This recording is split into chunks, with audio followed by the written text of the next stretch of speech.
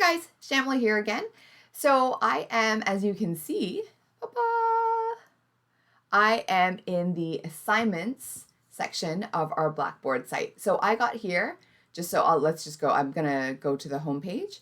Just in the drop-down menu, if you come down underneath assessments and tools, you'll see assignments. So I'm gonna go over the LTB report instructions because they're available to you already.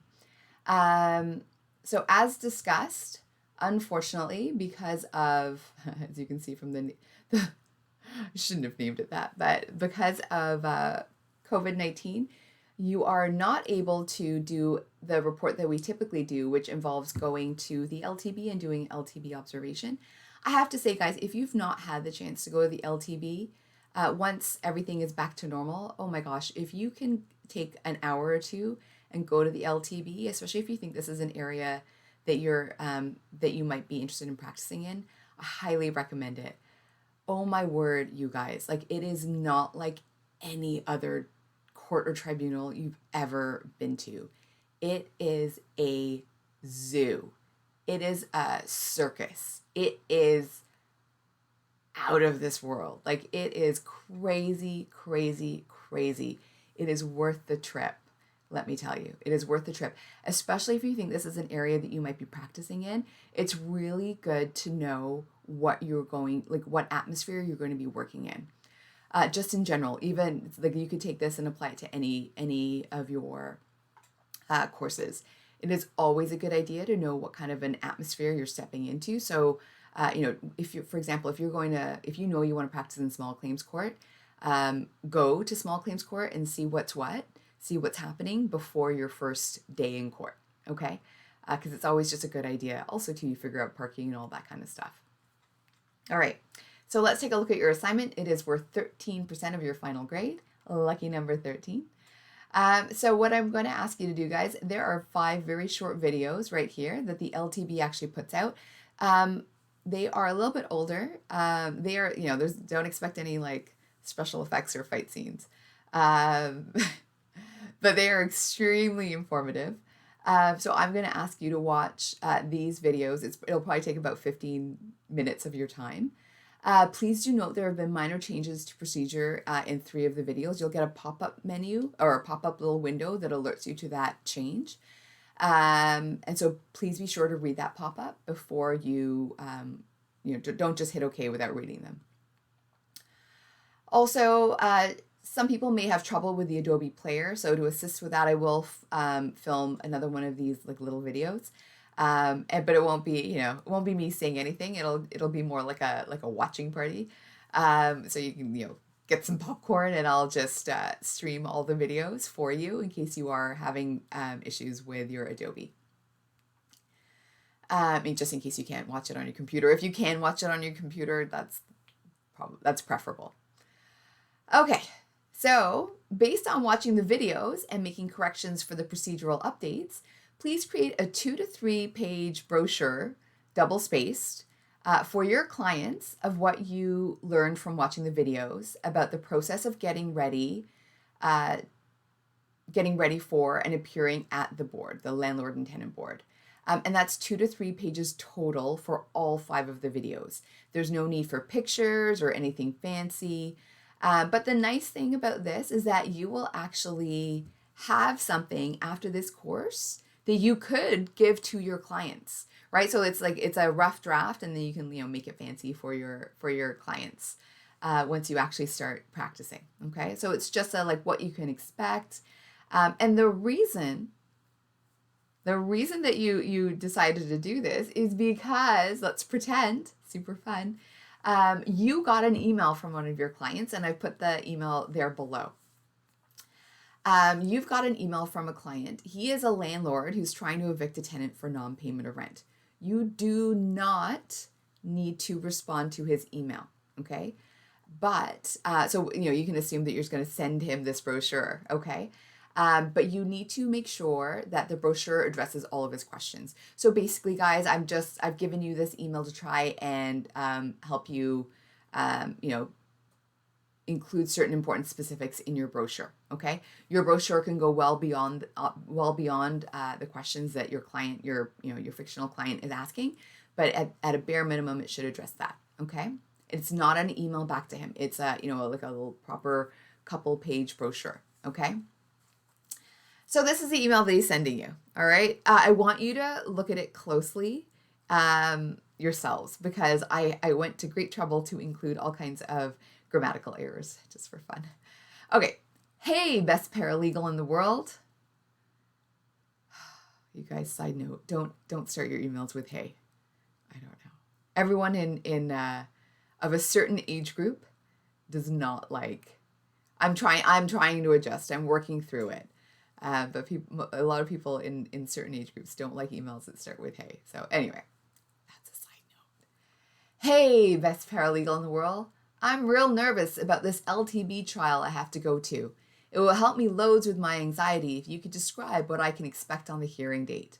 This tenant has me totally stressed out already.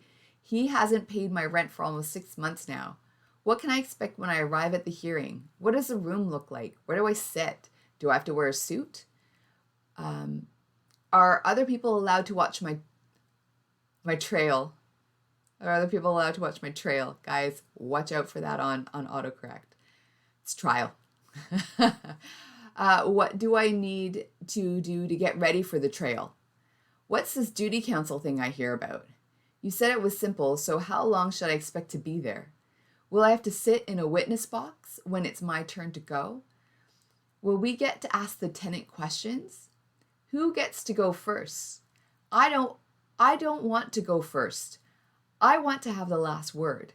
What do I do once I get into the room? Do I really have to show up? What happens if the tenant doesn't show up? Will I win automatically? Also, I heard the judge can force you to mediate. I definitely don't want to do that. Can you explain this mediation business to me? Will I get a copy of the judge's decision?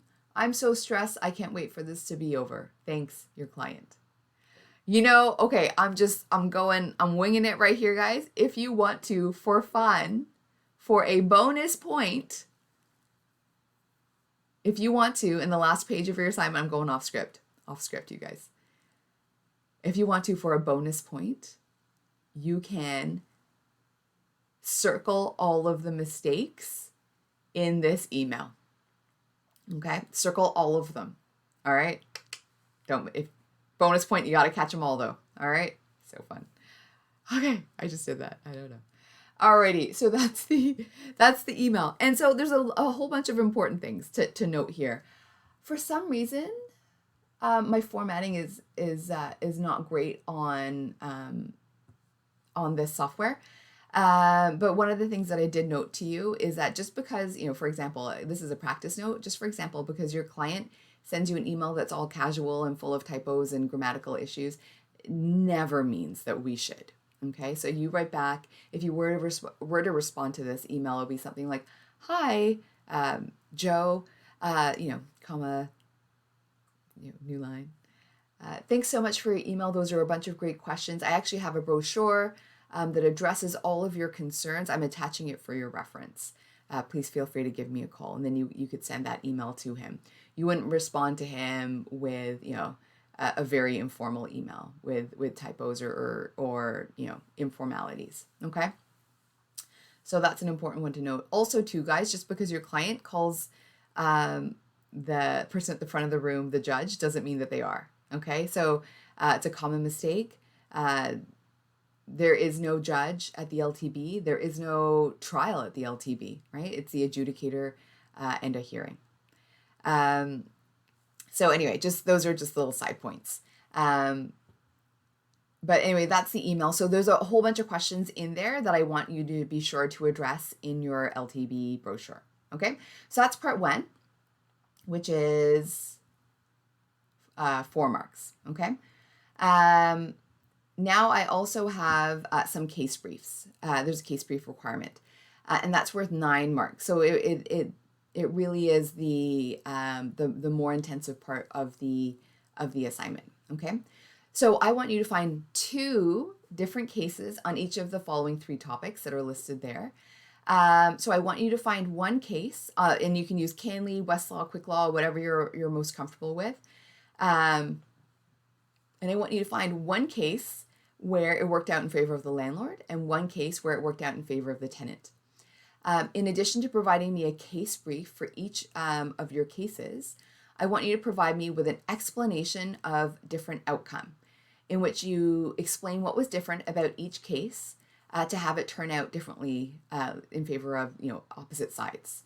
So for example, what are key facts that were different? What evidence was different?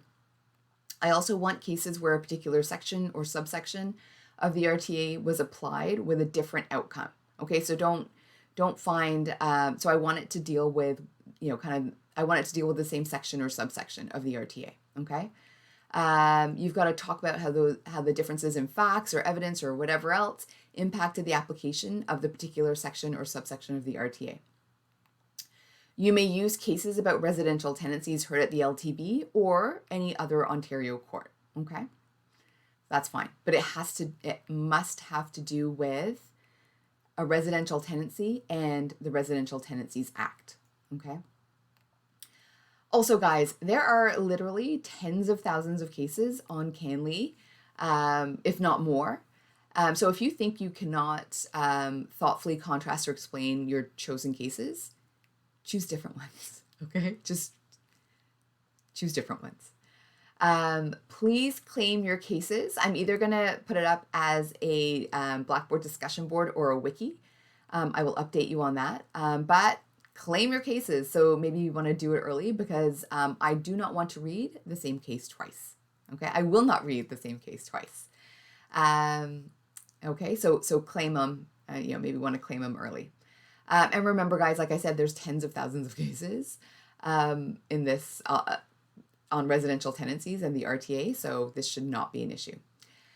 In terms of case briefs, I appreciate every teacher is slightly different. That's okay, that's life. When you get into practice, if you go into a law firm, you'll find that every lawyer or every paralegal that you work for is also different. But I have given you my preferred case brief format below. You must also include, guys, a hyperlink to the case itself at the beginning of your brief so that I can click on it and see the case. Okay, so that has to be in there. If it's not, you will lose marks. Each case brief. So one thing, guys, before you get a little bit, distressed, like, oh my God, we've got to do all these case briefs. LTB cases are short. Like you may actually have a problem where you're like, this case is too short. They are typically, 2 pages long, 3-4 pages long. A really long case at the LTB is like 6 or 7 pages. So this really, is quite different from other areas of the law. Okay. So your case brief should be 1 to 2 pages in length. If your case brief is half a page, it's too short. Find a different case. Okay. If your case brief is like 3 or 4 pages long, that's a bit unusual. You need to take a look at the case brief format and see if you can cut it down. Okay. It really shouldn't be that long. Okay. You should be able to do like a Supreme Court of Canada case brief in 3 or 4 pages. Okay. And that is, I'm talking like 140-page case. So really 1 to 2 pages in length. So just to be real clear, guys, for this part of the assignment, you should have 6 case briefs total and 3 explanations total. Okay. In terms of the explanation length, again, like 1 to 2 pages would be great. I'm kind of expecting like 1 page. Again, if it's half a page, that's a little short. Okay. Yeah, it's a little short. You may want to reevaluate the cases that you've chosen in terms of the compare and contrast. Okay. The topics that I would like you to consider. So remember I said there was 3 different topics. They are the jurisdiction of the LTB. Okay. The jurisdiction of the LTB. The landlord's duty not to interfere with vital services. The landlord's duty not to interfere with vital services, and also interference with reasonable enjoyment of neighbors. Okay. These 3 topics pertain to specific sections of the RTA.